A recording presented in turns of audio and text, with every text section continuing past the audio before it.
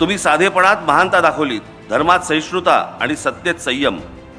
आज आम्ही सत्तेला स्वार्थ समजतो आणि धर्माला भेदभाव आणि राष्ट्राला केवळ घोषणा। शिवाजी महाराज, तुमचा खरा उत्सव तेव्हाच होईल जेव्हा प्रत्येक माणूस स्वतःच्या मनातलं राज्य जिंकेल। महाराष्ट्र हा हे एकमेव राज्य आहे ज्याला आता म्हणजे 47 साली ज्यावेळेला स्वातंत्र्य मिळालं आपल्याला, ती स्वातंत्र्य मिळाल्यानंतर त्या सगळ्या प्रदेशांची राज्य झाली, म्हणून आता त्याला राज्य म्हणावं लागतंय। पण ते एकमेव राज्य असं आहे महाराष्ट्र की ज्याच्यातलं तुम्ही कोणतेही क्षेत्र काढा, त्या क्षेत्रामध्ये तुम्हाला माणसं मिळतील आणि अद्भुत पराक्रम गाजवलेली माणसं मिळतील। हे तुम्हाला भारताच्या देशाच्या कुठच्याही राज्यामध्ये अशी तुम्हाला माणसं सापडणार नाहीत।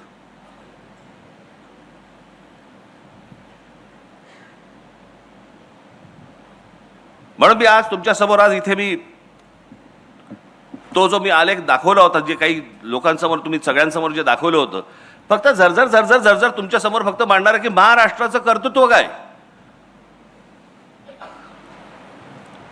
महाराष्ट्राची ओळख काय। म्हणजे मी तुम्हाला आता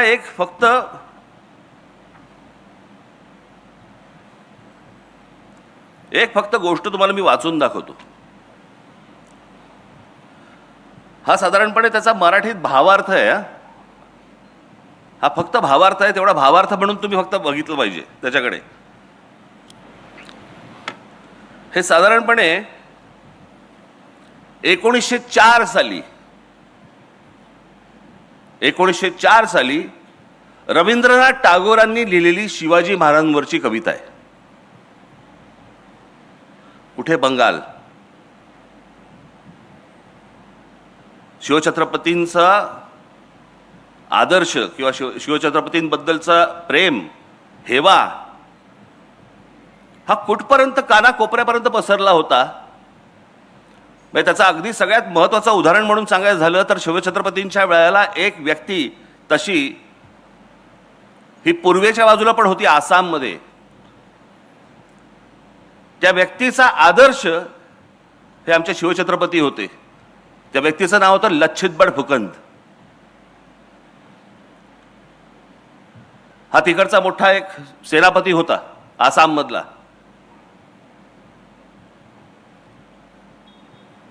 या सर्व लोकांना शिवछत्रपती माहिती आहेत, महाराष्ट्राला नाही कळले। ती टागोरांची फक्त मी तुम्हाला भावार्थ फक्त वाचून दाखवतो, तुमच्या लक्षात येईल। त्याला काही कवितेचं असं स्वरूप नाहीये। हे शिवाजी महाराज, आज आम्ही तुम्हाला केवळ इतिहासातील राजा म्हणून आठवत नाही, तर एका जागृत शक्तीप्रमाणे पुन्हा आमंत्रित करतो। तुम्ही तलवारीने जिंकलेली भूमी नाही, तर आत्मसन्मान जागवलेल्या जनसमुदाय हीच तुमची खरी परंपरा। तुम्ही लोकांना फक्त राज्य दिलं नाही, तर स्वराज्य म्हणजे काय हे शिकवलं। भीतीच्या सावलीतून बाहेर पडून स्वतःच्या अस्तित्वासाठी उभं राहणं हे काय असतं हे शिकवलं। आजही आम्ही तसंच गुलाम आहोत, भीतीचे, आळशीपणाचे आणि परावलंबित्वाचे। तुम्ही शत्रूंशी लढतात, आम्हाला स्वतःशी लढायला शिकायचं आहे। हे शिवाजी, तुमचा उत्सव फक्त ढोल ताशांमध्ये नको, तो आपल्या विचारात, कृतीत, स्वभावात दिसायला हवा। तुमचं नाव घेणं सोपं आहे, पण तुमच्यासारखं जगणं कठीण आहे। तुम्ही साधेपणात महानता दाखवलीत, धर्मात सहिष्णुता आणि सत्तेत संयम। आज आम्ही सत्तेला स्वार्थ समजतो आणि धर्माला भेदभाव आणि राष्ट्राला केवळ घोषणा। शिवाजी महाराज, तुमचा खरा उत्सव तेव्हाच होईल जेव्हा प्रत्येक माणूस स्वतःच्या मनातलं राज्य जिंकेल। उठा, जागे व्हा। तुमची तलवार आता लोखंडाची नाही, तर विचारांची असावी। तुमचा किल्ला आता डोंगरावर नाही, तर लोकांच्या विश्वासात असावा। हे शिवाजी, आम्हाला पुन्हा शिकवा, स्वराज्य म्हणजे केवळ सत्ता नाही, तर जबाबदारी आहे। हे रवींद्रनाथ टागोरांनी तेव्हा 1904 साली लिहून ठेवलेली गोष्ट आहे, जी आम्हाला अजून समजत नाहीये।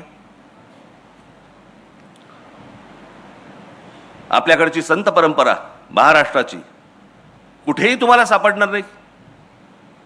कोणत्याही राज्यात तुम्हाला अशा प्रकारचे संत सापडणार नाही ज्यांनी या संपूर्ण या भागाची, या राज्याची, ज्याला आता राज्य म्हणतो आपण, परंतु या संपूर्ण भागाची संपूर्ण वैचारिक मशागत केली. सर्वांना जातीपातीपासून दूर लोटलं, त्यातले भेदभाव सगळे काढून टाकले.